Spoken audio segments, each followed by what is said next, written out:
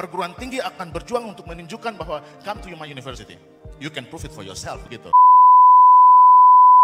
Mana Pak? Mas Menteri, kebijakan Mas Menteri tentang akreditasi itu ada dua hal. Yang pertama, saya terima kasih buat Pak Menteri karena ini kebijakan yang spektakuler. Kepala sakit saya jadi berkurang, bahkan hilang sama sekali Pak. Iya. Terima kasih Pak Menteri. Saya yakin kepala-kepala LLDikti yang lain juga kepala sakit langsung plong gitu. Kondisinya begini Pak Menteri, perguruan tinggi kita di Indonesia ini berjuang kejar akreditasi sampai lupa meningkatkan kualitas. Padahal akreditasi seharusnya buat kualitas, kan? Betul, buat mutu. Betul. Kadang-kadang ada perguruan tinggi yang belum berakreditasi mau wisuda minta-minta permisi begitu Pak. Sampai kita harus rancang-rancang aturan untuk membolehkan wisuda tanpa akreditasi karena sedang dalam proses begitu. Dan kebergantungan terhadap hal-hal itu buat perhatian kita habis di situ. Nah, oleh sebab itu saya lihat ini satu langkah yang sangat maju sekali yang akan membuat perubahan besar dalam pendidikan tinggi kita di Indonesia, kualitas kita. Karena perguruan tinggi tidak akan bergantung pada pemerintah.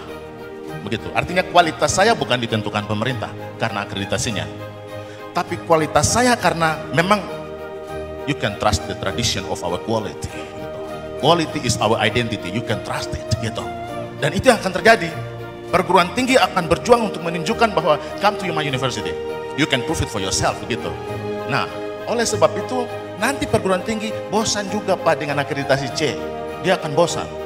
Dia akan berjuang untuk menaikkan kualitasnya dan penjaminan mutu internal akan menjadi keharusan di dalam semua perguruan tinggi. Dan akhirnya adalah kualitaslah yang akan terjadi kompetisi di negara ini begitu. Dan itu yang saya melihat, jadi terima kasih sekali. Tantangan persoalannya adalah dalam masa transisi ini Pak Menteri. Dalam masa transisi ini yang memang nanti bagaimana yang misalnya sudah akreditasi A terus ngajukan terus langsung C begitu misalnya, seperti itu yang nanti pasti ada hal-hal yang perlu kita bicarakan lebih spesifik untuk mengantarkan proses transisi ini agar berjalan dengan baik menyongsong masa baru yang sudah sangat bagus sekali. Terutama contoh-contoh resikonya seperti apa Pak? Resikonya saat ini Pak Menteri sudah ada yang sedang dalam proses akreditasi gitu. Kalau dia sudah program studi A misalnya, lalu dicekkan gitu kan, Pak Menteri bisa bayangkan shock yang luar biasa. Oleh sebab itu, menurut aturan kita kan dia akan secara auto extend A. Itu yang harus disosialisasikan. Betul. Karena ini jadi sementara ini lagi retroaktif gitu. Nah ini yang kita butuh kepastian itu sehingga kita bisa mensosialisasikan dengan baik kepada seluruh perguruan tinggi kita dan ada memberikan rasa aman, rasa nyaman dalam mengurus akreditasi, bukan sesuatu yang nightmare begitu, sesuatu yang biasa-biasa saja Pak Menteri. Terima kasih. Kalau di Bapak di daerah mana? Di Papua dan Papua Barat. Papua Barat. Ada 64 perguruan tinggi swasta, 5 perguruan tinggi negeri. Ya. Kami belum ada yang akreditasi A, B sudah ada, tapi kami sedang berjuang terus untuk bisa meningkatkan kualitas pendidikan tinggi kami di Papua Barat. Boleh saya tahu apa kondisi kalau di Papua misalnya perguruan tingginya, apa challenge yang unik di Papua yang dihadapi universitas di situ?